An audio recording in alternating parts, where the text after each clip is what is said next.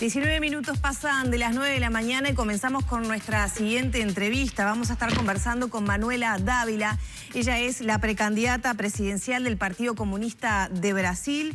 A sus 36 años ha sido diputada federal por el estado de Río Grande del Sur, líder de su partido en la Cámara de Diputados y en los últimos días una de las figuras más cercanas al expresidente Luis Ignacio Lula da Silva. En el marco de la campaña Lula Libre es que Manuela está en nuestro país y también va a estar en Argentina en las próximas horas, a quien le damos la bienvenida aquí a Arriba Gente. Bueno, te hemos visto en las últimas horas en esas imágenes que van a ser históricas, ¿no? De ese discurso de Lula antes de ser encarcelado, te hemos visto cerca de él. ¿Cómo han sido esas horas desde entonces hasta hoy en esta vorágine que vienen viviendo? Bueno, buen día. En primero, tengo que disculparme por hablar así en portuñol para que la gente comprenda lo que dijo yo. Nosotros en Brasil estamos viviendo días muy, muy complejos y es importante que la gente sepa que no estamos hablando acerca de Lula, el político que la gente lo ama, lo quiere o lo odia.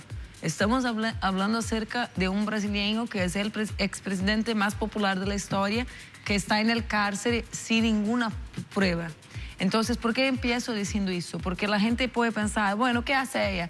Yo soy adversaria de él en las elecciones, ¿no? Nosotros hemos tenido la conclusión de tener una candidatura propia y yo soy la candidata, soy candidata a presidente de Brasil y él, Lula, también tiene ganas de disputar las elecciones por su partido. Pero soy candidata y defiendo que la democracia y la justicia sigan siendo la regla en Brasil. Entonces, en los últimos días nosotros hemos visto, en primero, el Supremo, la Suprema Corte en Brasil decidir que, bueno, que uno puede estar detenido sin terminar el proceso. Eso es algo muy importante porque rompe con la Constitución de 88. Nuestra Constitución, como la de ustedes, es consecuencia de un periodo post-dictadura militar. Entonces, es una Constitución que intenta garantizar las libertades y derechos individuales, porque nosotros sabemos el precio de no garantizarlos. Entonces entendía que, o entienden que Lula tenía que continuar el proceso en libertad, hasta tanto la justicia determinara culpabilidad o no. Sí, mira, nosotros cuestionamos muchos ejes del proceso. En primero está el proceso, un proceso sin ninguna prueba contra el presidente Lula. Es increíble, la gente tiene muchas informaciones y dice, bueno, él va a tener un apartamento. La gente habla del apartamento Se hablan del triplex de OAS y de las fotos esas que con él haciendo las reformas con su esposa. Como si tú estuvieras en un espacio con una mujer y después, sin ninguna prueba, te han dicho, bueno, pero él ha violentado a ella porque un día habló con ella. No, no es una prueba. Uno no puede estar detenido sin pruebas. Eso es algo que es el centro del sistema judiciario y de las libertades democráticas. Esto es una parte. El segundo eje, te lo explico, es después de eso. ¿Por qué el Supremo, una ministra, por ejemplo, cambió de opinión de una semana para otra acerca del mismo eje? Si uno puede estar detenido o no. ¿Qué pasó ahí? Eso fue una presión tremenda en la Suprema Corte de Brasil. La víspera del juicio... ¿Presión de sus pares? Te lo voy a explicar. ¿O del poder político y empresarial? Del poder político, del Ministerio Público y mismo, no lo sé si saben ustedes, del Ejército, de las Fuerzas Armadas. Sí. Algo inconstitucional porque ellos no pueden hablar acerca de política en Brasil. La Constitución Ciudadana Democrática dice que ellos no tienen derecho a hacer manifestaciones públicas políticas. Bueno, Villaboas ha hecho una declaración a nivel de redes sociales muy grande. Sí, en la víspera del juicio. Entonces, ¿No tuvo consecuencias eso? No. Porque ¿quién podría lograr hacer algo? Temer, que está involucrado en el proceso. Entonces, hay algo muy, muy sencillo, algo muy importante pasando en Brasil y la gente creo que a veces cree que estamos diciendo, estamos hablando acerca... Yo fui diputada de la base política de Lula, pero ahora soy adversaria de él. Lo que nosotros estamos diciendo es, la gente que tiene compromiso con la democracia y con las libertades democráticas tienen que estar muy atentos. Si un país mantiene su principal líder político detenido, ¿qué hace con el pueblo? ¿Qué va a hacer con la gente? ¿Qué va a hacer con el niño negro, pobre, que no tiene trabajo? Entonces tenemos que estar muy, muy atentos a eso. Y por eso estoy aquí hoy. ¿El Poder Judicial y el Supremo en particular en Brasil no son independientes entonces? Lo que decimos nosotros es que no es el Poder Judiciario, pero ese juez y algunos jueces están actuando políticamente. El Supremo, concretamente. Ese es el juez de primer grado que ha condenado a Lula. Moro. Mira vos, hace como 2 semanas un otro juez de esa misma operación que se llama Lava Jato, Bretas, ha dicho en el Twitter, porque ahora le gusta mucho a los jueces hablar en el Twitter, como si fueran pagos para hablar en el Twitter y no en los altos de los procesos. Le dije, yo no lo sé cuál es la salida de la crisis en Brasil, solo tengo una certeza, la salida no será construida por los agentes públicos provisorios. ¿Quién son los agentes públicos provisorios? Nosotros, elegidos por la gente, elegidos democráticamente por la gente. ¿Qué dije él? La salida no va a venir de la política, entonces, ¿va a venir de dónde? En las democracias las salidas parten de la política, de los políticos. La gente puede decir, a mí no me gusta Lula, voy a elegir a otro. A mí, por ejemplo. La gente no me gusta Manuela, voy a elegir a alguien de derecha. En la democracia es así. Cuando un juez que está siendo parte del proceso que incluso detiene el presidente Lula, dije, no va a venir la salida de los agentes públicos provisorios y sí de los permanentes. Dije, tenemos el poder, está con nosotros la salida. Es un peligro, es peligrosísimo. Entonces, para que sea justa, no estoy diciendo que todo el poder judiciario no tiene independencia, al revés, pero hay un sector que está estructurado y es fuerte que no tiene. Por ejemplo, en la noche que la gente en el Supremo ha decidido que Lula iba a ser preso, en otras palabras, que 5 jueces liberales que están allá, indicados por Fernando Henrique, no por Lula, han simplemente leccionado acerca de libertad, de la Constitución, o sea, 5 de 11. No es que está la Suprema Corte. Una de ellas cambió de opinión ahí, en el día. Entonces, hay una presión muy fuerte encima de ellos, pero hay gente resistiendo mismo allá. Yo estaba viendo las imágenes por la primera vez. ¿No habías visto? No, porque estaba allá y no me vi. Por eso estaba mirando así. Son imágenes, esta particularmente que estamos viendo ahora del discurso de Lula, que te tenía vos ahí en ese lugar. Sí, yo estaba allá, por eso no he visto. Son imágenes históricas. Sí, ¿Cómo se vivió ese momento donde está Lula en el estrado hablando? Bueno, de hecho, te promueve a ti, te toma del brazo. Fueron días muy fuertes. Creo que todos nosotros que estábamos allá estábamos muy solidarios con él, porque él es alguien muy especial y muy humano y que cuida a la gente. Yo siempre digo a la gente, adentro del sindicato estaba preocupado si yo tenía almorzado. Tú no estás comiendo hace 2 días, ¿qué comes tú aquí? Entonces, con la gente, con su gente, con los trabajadores, fue algo muy fuerte ver que los trabajadores metalúrgicos protegieran a él. No estaba la seguridad oficial y eso, pero lejos. La gente que se quedó con él fue la gente de él, ¿no? La gente de su historia, la gente de su vida, su familia.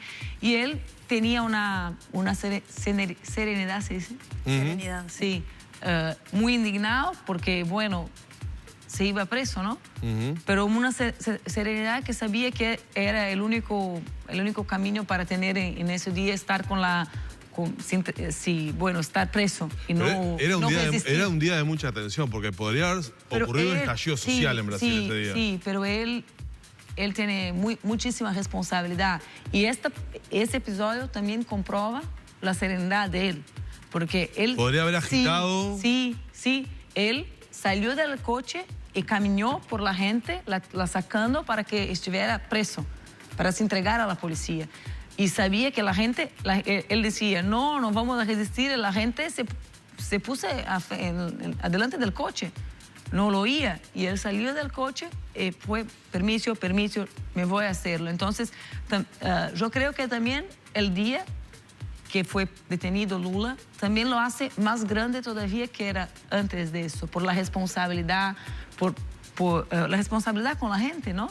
Sin embargo, hay analistas que dicen que finalmente el apoyo y la movilización social en esas horas fue bastante menor a la esperada inicialmente, que se hablaban de 100.000 personas, que eran 10.000 al final. ¿Qué ocurrió? Sabes que A mí me parece que la gente no imagina que fue algo de un minuto para otro. El juez escribió la sentencia, el mandato de prisión de un expresidente de la República en 16 minutos. O sea, estaba listo. Estaba con el script de su film listo. Nosotros no.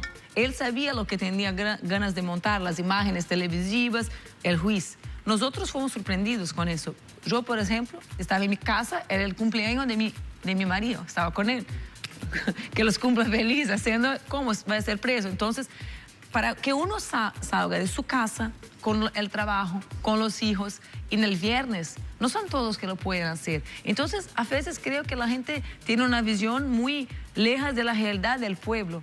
Ese es el principal factor político del país. La gente en todo el país, en el sábado, por ejemplo, estaba en la calle, hablaba, era el único asunto que se encontraba, estaba triste, pero para tomar un avión en Brasil, salir de su estado, tomar un bus, se quedaron una otra hora hasta una ciudad por días, sin tener dónde dormir. La gente durmió los 10.000 que tú lo viste dormir en la calle por 2 días. Nos quedamos de viernes hasta el sábado de la noche allá. Entonces, yo creo que también hay que comprender el pueblo. Nosotros tenemos 13 millones de desempleados en Brasil. ¿Con qué plata se van a San Bernardo? ¿Qué van a comer? ¿Con quién dejan los hijos? Porque la gente que está con nosotros es la gente pobre. Entonces, tenemos que reflexionar acerca de eso. Manuela, ¿tuviste oportunidad de ir a Curitiba, a la cárcel, no? A Curitiba sí, en el cárcel no, porque las visitas no están permitidas. O sea, fuiste a Curitiba, sí, pero no pudiste verlo en la cárcel. Es importante, te he dicho, el proceso sin pruebas, el cambio de la interpretación de la Constitución y ahora el cárcel. Ayer, yo he estado en el lunes, ayer 11 gobernadores de estado de Brasil han estado allá.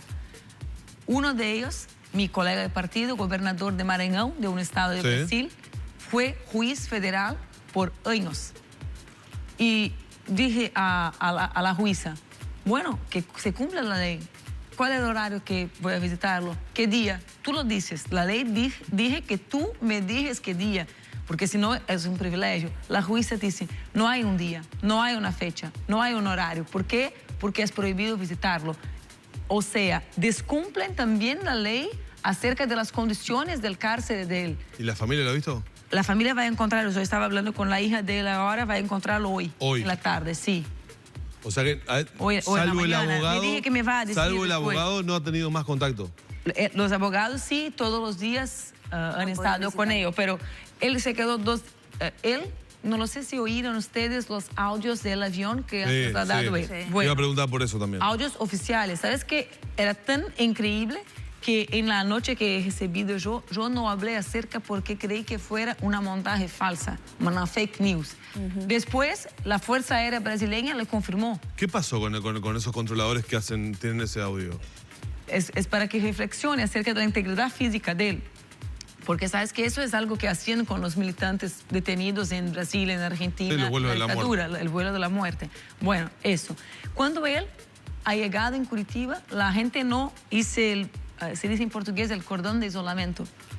No isolaron, no isolaron la área para que... No aislaron el área. Aislar. Sí, para que tendría seguridad. Él llegó con la gente de derecha soltando fuegos dentro del lugar donde tirando estaba. fuegos artificiales. Sí, pero no de lejos, sino que desde la superintendencia. Sí. En el otro día, yo he estado allá, un hombre salió de la policía, veo agredir a mí y volvió escoltado por la policía para adentro. Entonces, hay el tema también que no se cumple después de tener el juicio sin pruebas, después de estar preso antes del fin del proceso, las condiciones de la detención de él tampoco son las condiciones legales en Brasil. Mira, hace 2 semanas hoy hace una semana de la detención y hace 2 semanas que él estaba haciendo su caravana política, yo no estaba con él porque tengo mi caravana electoral y han dado tiros. ¿Lo saben eso? No han hecho acá, nada. En la frontera, acá en Santana de Livramento, fue agredido también la caravana. Sí, pero después en Curitiba, con revólveres, con tiros, no han hecho nada. ¿Cómo? La obligación de garantizar la seguridad del expresidente de la República es de Brasil. es del gobierno. El ministro de Defensa tenía que poner su cargo a disposición por cuenta de eso. Mira, es un atentado político. Uno sale, ¿qué es eso? Bang, bang. Volvimos en el tiempo. Entonces, creo que tenemos que mirar a todos los episodios concatenados, porque la prisión, la detención de Lula es el símbolo más evidente de un proceso muy, muy peligroso y que tenemos que tener muchísima atención que pasa en Brasil hoy. ¿Cómo llegó Brasil a este Lavallato, a los Marcelo Odebrecht?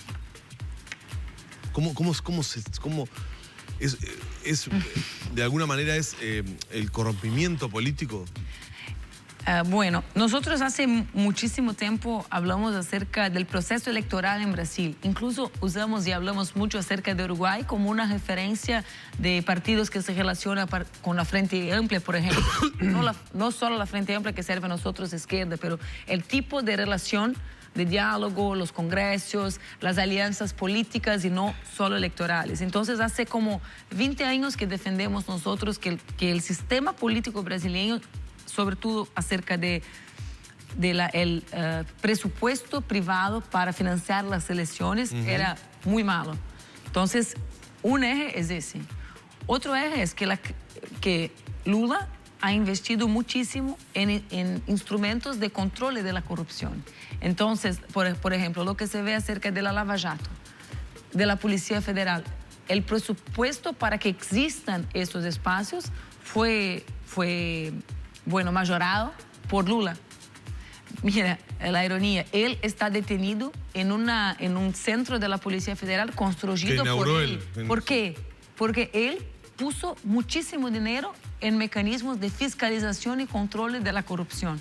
Por eso hay el edificio, por eso hay la policía, por eso hay jueces, más jueces federales. Entonces, eso es un eje importante. ¿Por qué? Porque si no, una hora sacas un político, otra hora sacas otro político y al fin y al cabo no intentas cambiar la lógica de la corrupción en el Estado. Yo creo que los mecanismos de control fueron importantes.